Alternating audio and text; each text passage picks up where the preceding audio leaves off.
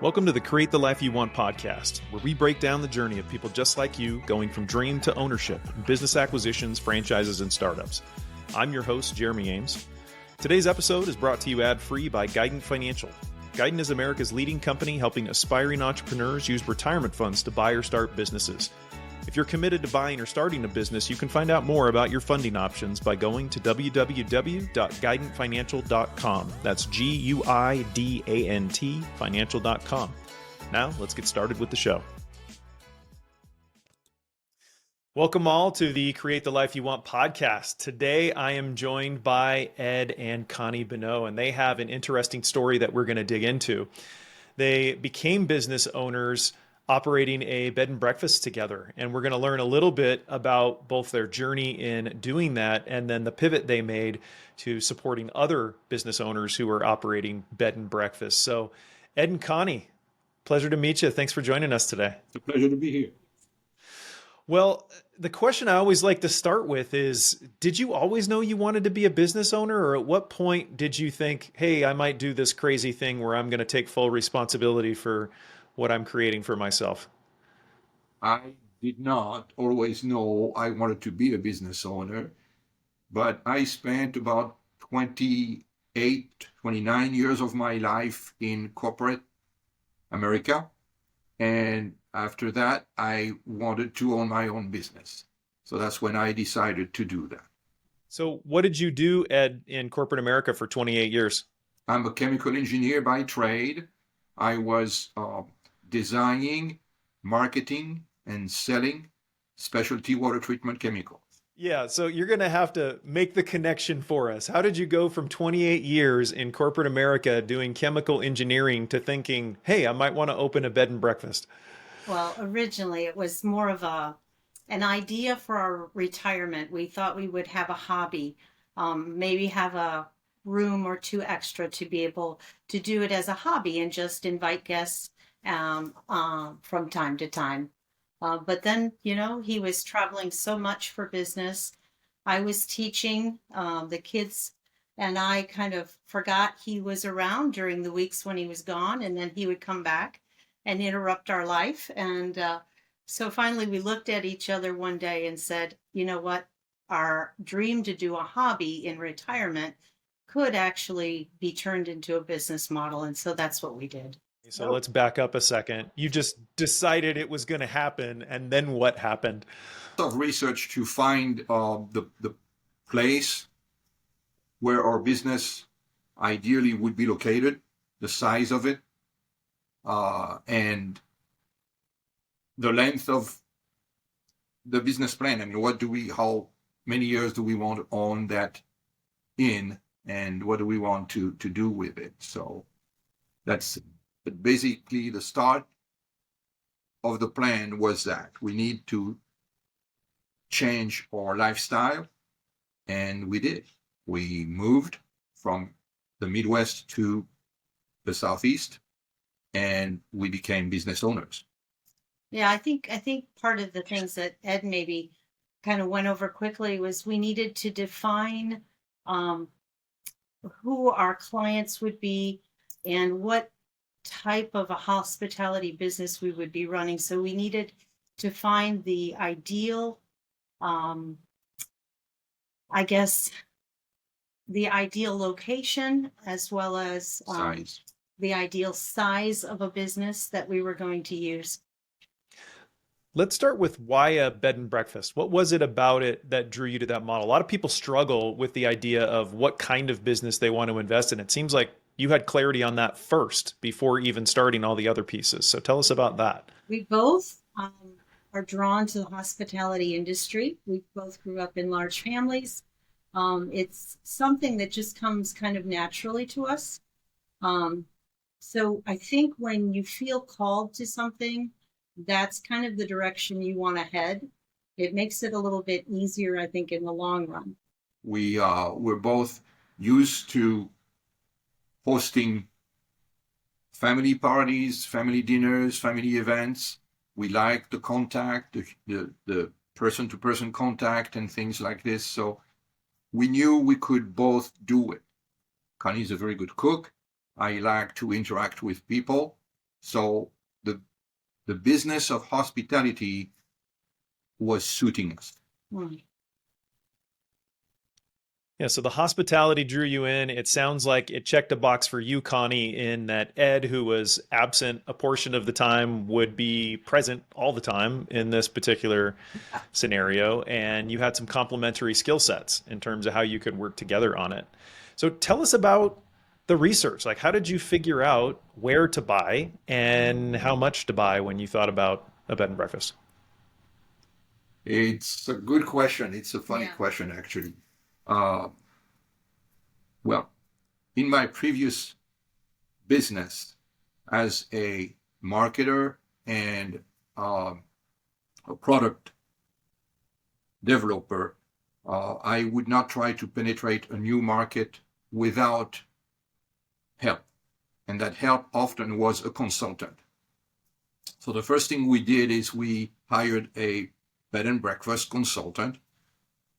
And then after meeting with them quite a few times, we digged further by participating into conferences, seminars, hands-on A boot camp. boot camp. We stayed in an inn, Oh, helping to manage the inn for a whole week, doing cooking, welcoming guests, housekeeping, gardening, Everything. etc. And but for the little story, one of the first things we did, Connie and I, is we bought a book, and it was called Bed and Breakfast for Dummies, and that was the first thing we did. so you did something brilliant, though. I just want to call out here because this is unique. You actually found an opportunity via this boot camp to experience the life you were going to live as a bed and breakfast owner. So most people, when they buy a business, they have little idea what they're actually walking into if this is the first time. But you got to actually experience what that was going to look like for a week. So that's brilliant. I want to know a little bit more about the consultant side. So when you were thinking about going down this path, how did you find the consultant? And how did you find these opportunities like the boot camp to figure this out? We did some research over the web. We joined an association. So that I think was probably the best thing we ever did, was to join an innkeepers association, which gave us a lot of a network of contacts that were very crucial to figuring out what style of business we would run, right up to which business we would purchase. That's true. And did you buy an existing bed and breakfast that was already up and running? We did. We bought a 10-room bed and breakfast that had been up and running for 25 years, I think. Yeah, so it had a good presence on the internet. It was doing fairly well. The advantages that it had was it had a lot of things for our guests to see and do in the area. Lots of good restaurants within walking distance. All these things were very important to us for our model. And so we bought it, and we brought it up and improved it and increased the sales. So I think we did pretty well. It was a pretty successful business run until we decided that we would sell it because we had an excellent offer. But what I mean to say is the consultant that we hired helped us first confirm that this is what we wanted to do. Second, establish where we wanted to do it. And third, find the business. Yeah. So how does this consultant get paid? Did you pay them up front? Did they get a portion of some sale of the bed and breakfast when you purchase? Like, how does that work? They were getting a fee When we purchased. up front, and it was a small skin in the game type of fee. And then when we purchased the business, they did get a commission. Got it. Mhm. And when you thought about, because you said earlier, Connie, it met your model. So what do you mean by model? Did you create a model that had all these things in it, or it was just the model in your head of all the things that needed to be true for something to be the right opportunity for the two of you? No, I think through educating ourselves, we were guided, first of all, by our consultant, but also by our association and a lot of the research we did ourselves to figure out who our ideal customer would be, what they would be looking for. So our model was really based around the customer's experience, the guest experience. Um, that was crucial to us from the beginning. We had an idea when going in, but I think by employing these experts and by joining an association, I think we were able to maybe define it more, define what we were looking for and what type of business we would be running. The consultant Yeah. had put together a methodology to help their customers decide what business would fit them best. And we had a list of 10 criteria that we wanted our business to fulfill, and they'll help us, how can I say that, establish that these criteria were the right ones. The size, the location, the way to operate the inn. Should we be on site? Should we be off site? And things like this. So a lot of important elements for us to better define what to buy. Yeah. Sounds like it was well worth the money. When did you buy the bed and breakfast? In 2016. 2016. Okay. So about 8 years ago. And in 2016, prices were very different. What did a 10-bedroom bed and breakfast in the Southeast go for those days? You can find businesses of this type between 500,000 to $2.5, $3, $4 million. Yeah. I mean, there's quite a range. It depends Got it. on your location mostly, but also the size and what your expectations are from it. I mean, we absolutely knew that we wanted to have a staff because customer service was very important to us. So we had to have a property that was of a size that could support a staff. That's smart. So you already had checked the boxes. This is one more reason that consultant seems to have been a good value for you. How did you fund the deal? I'm assuming you used some type of bank debt because we're talking about primarily real estate, but what in totality did you use to make the deal happen? The capital I had saved to put in my retirement plan. So I was in a company that had a retirement plan. I was vested in that plan. And the company, like many other companies, switched from a retirement plan to a 401k around probably 2011. And so, and then I needed also to borrow a little bit of money. So that's mostly what we use. So that led us to the ROBS program. Right. The ROBS. Got it. So you made an investment of retirement funds into it. About how much of the purchase did you fund with a bank loan versus the part that you brought in as an investment from your retirement account? I think it was probably 80% was the retirement account, 20% was the bank loan. Okay, so you're borrowing 80%. So now you have some type of debt coverage.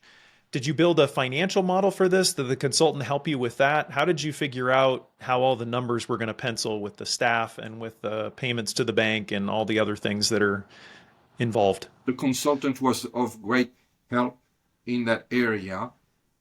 We did have, of course, a 5-year plan that we put together with the consultant to approach different banks to borrow the money that we needed on top of what I had in my retirement.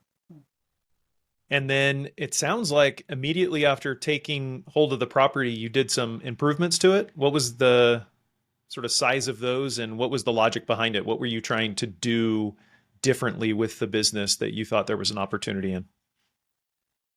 There are a number of things that are important to help you be successful in the hospitality industry.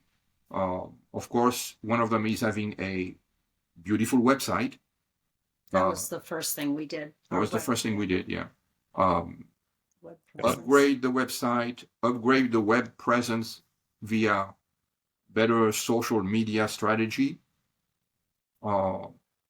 In terms of the physical plant, of the assets themselves, there was a few improvements that were needed because the previous owners were occupying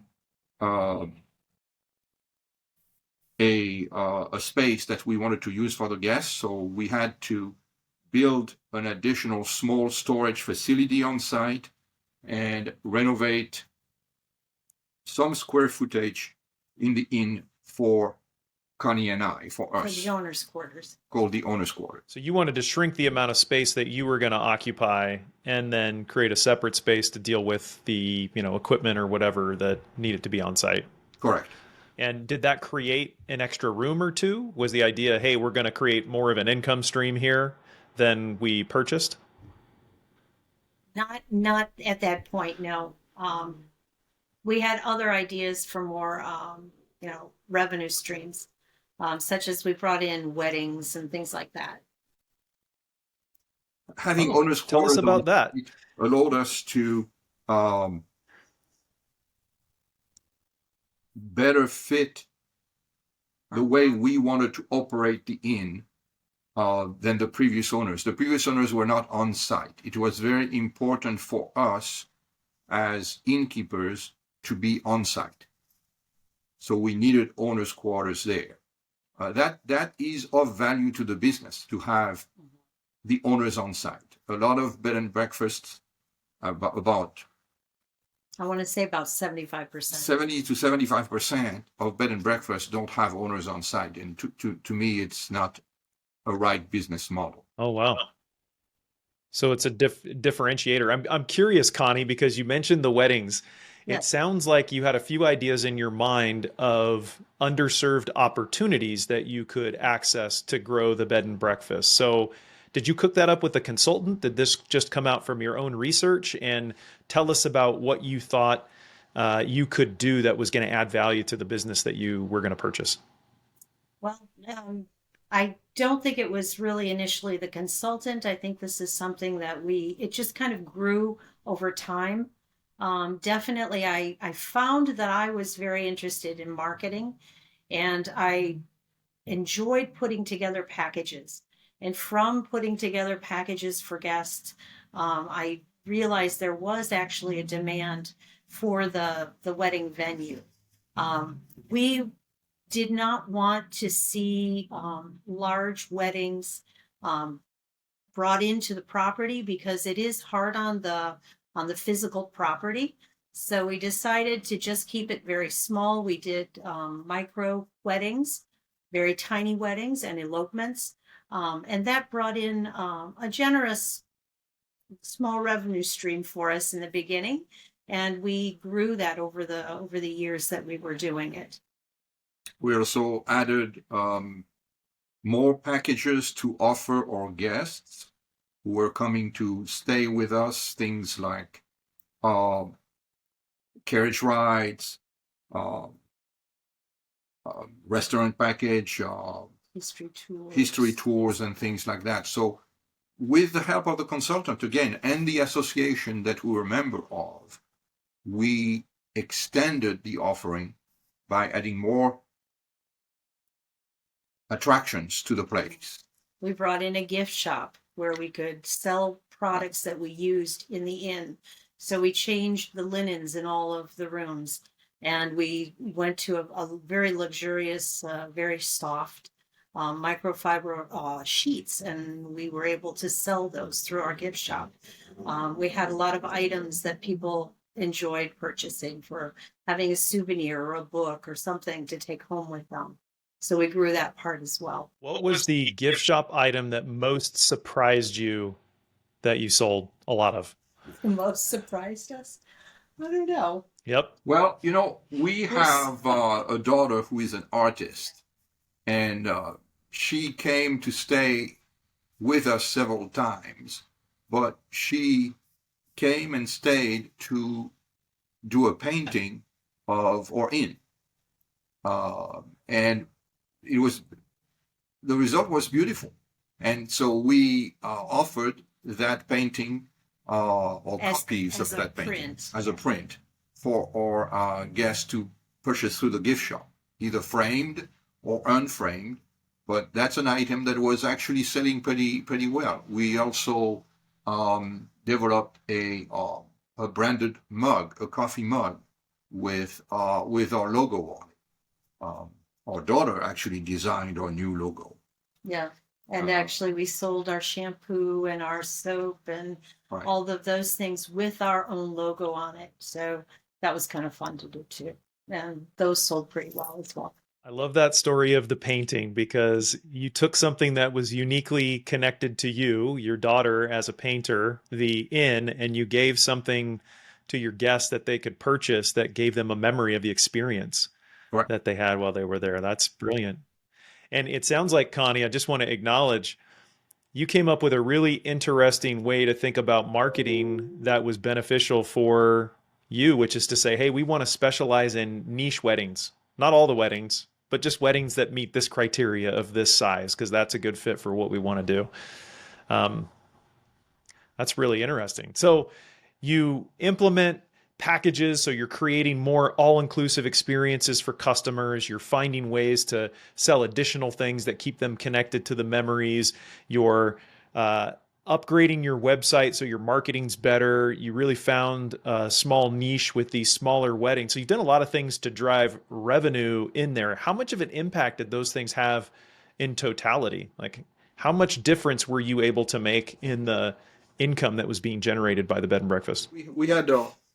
We had sales increases every year until 2020, until the pandemic. We never Yeah. closed. We stayed open through the pandemic. It was very interesting to see how we managed that. But after the pandemic, things exploded completely, and that it was good that we could keep our staff employed via the government PPP plan,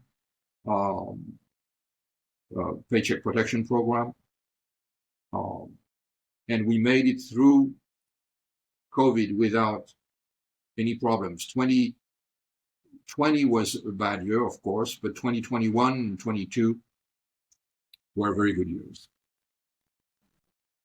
What does exploded mean in your business? It means that we not only went back It means to we needed to take a vacation. We were so tired. We had a lot of business we had a lot of business and a lot of weddings. yeah, but what we Oh yeah, all the is deferred weddings. we focused on developing a good, reliable, motivated staff. That was very important for us. The staff is essential in the success of a hospitality business. We worked hard at training, developing our staff, and when needed, because of that level of confidence we had in our employees, we could leave and take vacation. Yeah. And that was very important too. But then on top of that, I think Well, that's yeah. very important, but we also developed relationships with other business members of the community. So we had a lot of, like, for example, we would have a photographer who would come and shoot our weddings. We developed relationships with restaurants, and we developed relationships with like the carriage company that would come and give the bride and groom a ride around town. So we had a lot of those business relationships that we developed over the time too. And I think that led in great part to our success. Yeah, so things are booming in 21, 2022. Did you at that point say, wow, this is a lot, we're getting tired, maybe it's time for us to be done? So did you go searching for a buyer, or did someone come to you and say, hey, we want to buy this, we love what you're doing? A few things happened. We had a family situation that needed a lot more of our attention. So we knew that we were probably getting closer to where we needed to step back a little bit. Sorry, it's a little emotional, but anyway, so the buyer came to us and made us an offer, and we felt like we were getting close enough to retirement that it probably wasn't a wise idea to walk away from that, especially since we needed more time at that point. I don't know, Ed, do you Yeah. Yeah, that's what happened. We purchased an inn that was a historical home built in 1790 in part and renovated in 1885, 1886. So useless to say that we loved that home, and because we loved it, we took good care of it. But there was more to do, and Yeah. the buyer that presented itself had excellent ideas and very large financial leverage that we didn't have. And I wanted that home to really become even better than what it was. And we had best of 2020, Yeah, we were 2019 in the Low Country. So we had good awards, but we wanted that business to go even further. And the opportunity, the buyer that presented itself had really the means to do the means to do it. And if you go to Beaufort, Okay, first of all, what's today and stay in that inn, you will be amazed. yeah, what is the Low Country? The Low Country is that part of the coastal line from, let's say, Georgetown, north of Charleston, Yeah, South Carolina, all the way down to, Savannah. say, Savannah, Georgia. Okay, That's called the Low Country. so that's a great spot for a bed and breakfast. Absolutely. Absolutely. Mhm. Okay, so the buyer comes to you. It feels like they check the boxes from a couple things. One, you're already thinking you're probably a few years from retirement. So the question of, do we pass this up and risk that it's not going to be here? You're in a place personally where you need to create some more time and space away from the business to cater to some personal or family needs. And you really like that this buyer wants to expand on this legacy of this thing that you have invested in. So you take the deal, and then what? Well, we changed our business model. Well, what we did is we became itinerant innkeepers. Itinerant innkeepers. It's a kind of a new brand of innkeepers, but it's called interim innkeepers. So what we do is when an innkeeper needs to take a break, because of our experience, we can easily step in and manage the business for them. We're familiar with the software. We're familiar with dealing with, clients, the guests. Guest relationship. We're familiar with the supply chain, buying the food, buying the linens and things like this. Managing the staff. So we envision that that's what we could do between selling our inn and retiring. And that's what we're doing today. We change our business model. We are interim innkeepers, and we travel throughout the country to offer our services as innkeepers. And do a lot of people do this? Was this something that you had seen other people do, or you just kind of created this space? No, there's a small association of innkeepers like ourselves who are either former innkeepers or have done a lot of studying and they love the industry. And they come together at the association conferences, and we knew of them, so we did a little bit of research with them, and figured out that it met what we needed, and we decided to go ahead and join them. It's a small group. We're talking about 50, 60 innkeepers Yeah. who are doing that throughout the country. There are probably some people who do it independently as well, but it's a kind of an unusual position that we have for the moment. It is nice because it allows us to discover Yeah. different part of the countries we didn't know. So, for example, right now we are in what is called the Eastern Shore. The Eastern Shore is between It's part of the Chesapeake Bay. yeah, that's part of the Chesapeake Bay in Maryland, but it expanded north and south. We didn't know that part of the country, so we accepted an in-sitting contract to manage someone else's inn. And we'll continue to do that probably for the next few years, and Right. maybe even into retirement. I don't know. I'm not sure yet what we're going to do. We bought a small RV, about a 27-foot RV that allows us to move from place to place and be interim innkeeper while Exploring the area. So Yeah. Are you as busy as you want to be? for the moment, yes. we are. I think So there's some thought, if you can control how much of this you do, that you may want to keep doing exactly. parts of it if the contracts or the locations fit what you're looking That's for. right. Yeah, after we retire, maybe we'll do a couple a year. But for the moment, this works for us. And this is such an interesting chapter of life, Connie. It's so different than it sounds like the 28 years that Ed was in the corporate world. So Completely different. just take a step back and contrast for us what life looked like before and what life looked like now. And more specifically, I want to understand, how has owning a business allowed you to create the life that you want? Yeah, How that's did a you very sort good, of very good intentionally... question. Yeah. We had clearly noticed, Connie and I, that we didn't want to continue having that corporate lifestyle. It was very tiring. It was very tiring. A lot of traveling Yeah. is eroding you, Mhm. and there was too much traveling.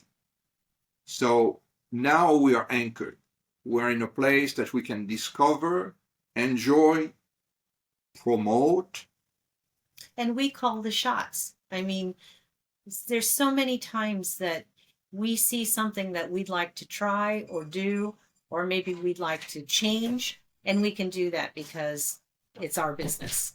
Can you give me one example, Connie, that really resonates for you, maybe from the first few years of owning the business? I think the best part is, if, like, when you walk in and you see something that maybe you'd like to tweak, like maybe there's a room that you'd like to change, or you'd like to make it maybe upgrade a bathroom is a good example. That's just something, it's such a pleasure to be able to take a hold of that and just change it the way your vision is. Whereas if you aren't the business owner, it's a little bit, you could be frustrated with having to walk in every day and keep having to deal with that. How is it now that you're essentially in sitting at other bed and breakfasts, so you don't necessarily have that piece that you can take care of? Is it It's freeing? Is it, do you yeah, find yourself... it's always different, so it's always something new. It's So a different way of managing your business. Yeah. We have to, how can I say, if we want to bring change, now It's different. we have to sell it to the business owner rather than implement it ourselves. Yeah. So it is different in that way. And these contracts for sitting in these inns, is it pretty standard rates that drive that? Or do you now have to do your own sort of quoting and competitive bidding as part of that process? We do have to do it, but what I've found is that it seems like everyone who who does this has a different way of calculating their rates.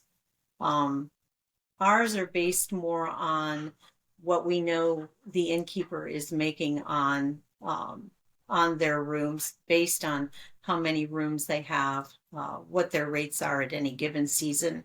And it's very easy to find online. All you have to do is a little bit of research, and we base our rates on basically what they're making on their highest end room.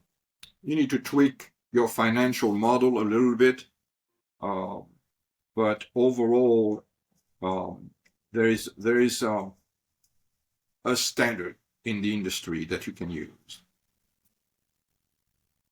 Yeah.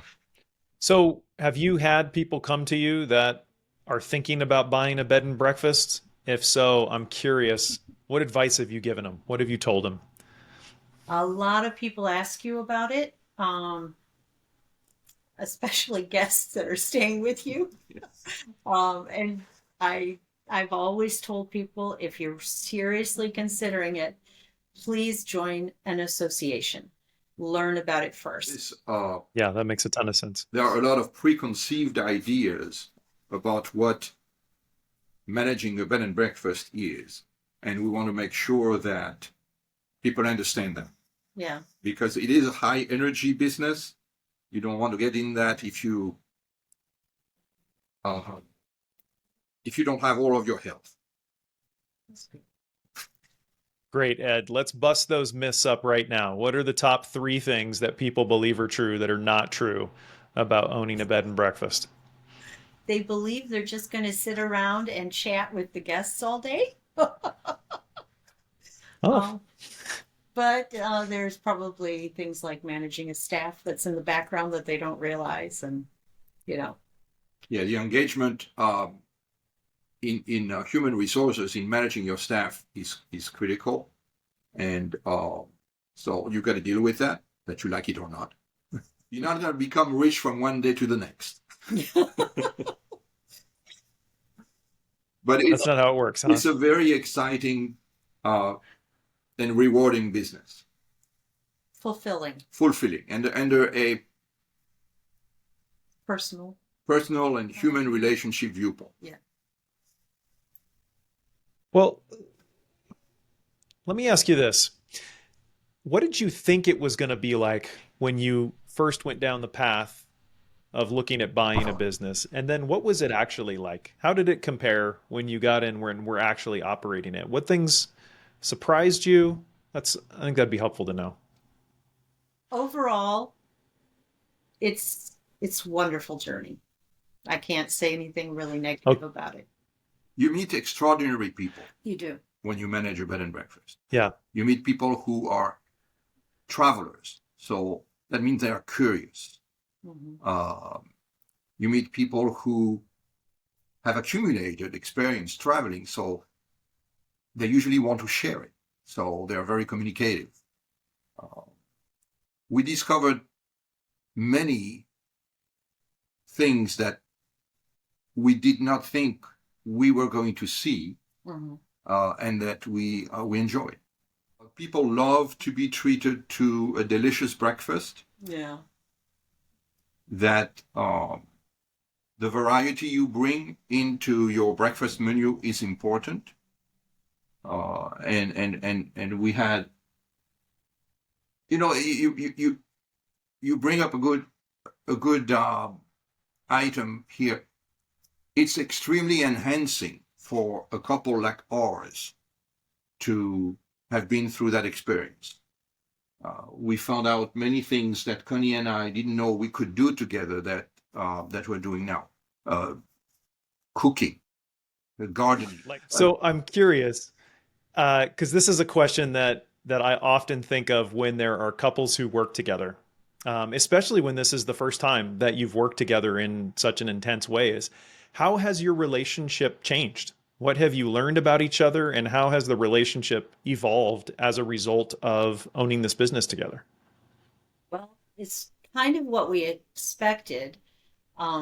We knew we would each have to have our own tasks. So we really have separated what each of us does. And that's kind of defined, I guess, by the business, but also by our preferences. He does certain things and I do other things, and we don't get in each other's I way. think it's an enhancement to a Yes. couple's life Absolutely. more than anything else. Yeah. It is, because we Yeah. know, or we fine-tuned the knowledge of our own capabilities, Mm-hmm. and we are using them for bettering our life as a couple. Yeah. And so Connie has not only has excellent cooking capabilities, she loves marketing. She loves developing new packages and selling them. Doing online review responses, things like that. Those are things I take a lot of pleasure in. Editing blogs, things like that. I enjoy that. So that's new for me, all of that. And I am very Yeah. hands-on. I like to, repair, fix things, and I can do it on my own schedule. Yeah. Uh, And that's kind of new for you. and that's too. kind of new for me. Yeah. Well, I don't want to keep you too much longer, Ed and Connie. I've really appreciated the conversation together. I'm curious, for our audience of people who are thinking about becoming business owners, so think more broadly than a bed and breakfast. If you think back to your experience and what went well, what didn't go well, what's the best piece of advice you would have for someone going down that path? Education. I mean, educate yourself. Do a lot of research before you decide exactly what your business will look like. To me, that was the most important step. I don't know if you. No, I agree with that. Yeah. Don't jump in the unknown. Mhm. There are a lot of tools. There are a lot of ways that you can get to know better what business you want to get in, but do it. Do it, because becoming or being the master of your own destiny is the most pleasure. It's satisfying. It's very satisfying. Well, I love the comment about being the master of your own destiny. I think it's beautiful that you've been able to start a business together, build it up, sell it off, return some money back into what's going to be there for your retirement. And now we're getting to, in some ways, pay it forward to other business owners who are going down this path, the people who are busy and need a break. You are the ones giving them that break. So it's a beautiful full circle moment. And I will forever remember the story of your daughter's painting as a way to think about how you can connect your guests and your customers to the memories that you create for them. That's really special. And we've kept you. So I want to thank you both. After the change in the business model, we changed the assets. We don't own or in anymore, but we own another property that we are as part of the business that we're renting, and we used our daughter's services again, and she did a beautiful mural painting that our guests can appreciate now. So being in charge of your destiny and your business gives you a flexibility in creativity that is very enjoyable. I appreciate you, Ed. I appreciate you, Connie, taking the time today. Thanks so much. You're welcome. You're welcome. Thank you. Thanks for listening to the Create the Life You Want podcast. If you like what you heard, you can subscribe to future episodes by clicking the subscribe button, you know where. If you're an aspiring business owner, you may also want to subscribe to the Create the Life You Want newsletter for more inspiration and tips delivered to your inbox every week. You can find the link to that in the show notes, as well as on my personal website, jeremyames.com. If you've already decided you want to start or buy a business, consider exploring your financing options by heading to our sponsor's website at www.guidantfinancial.com. That's GUIDANT financial.com. See you in the next episode.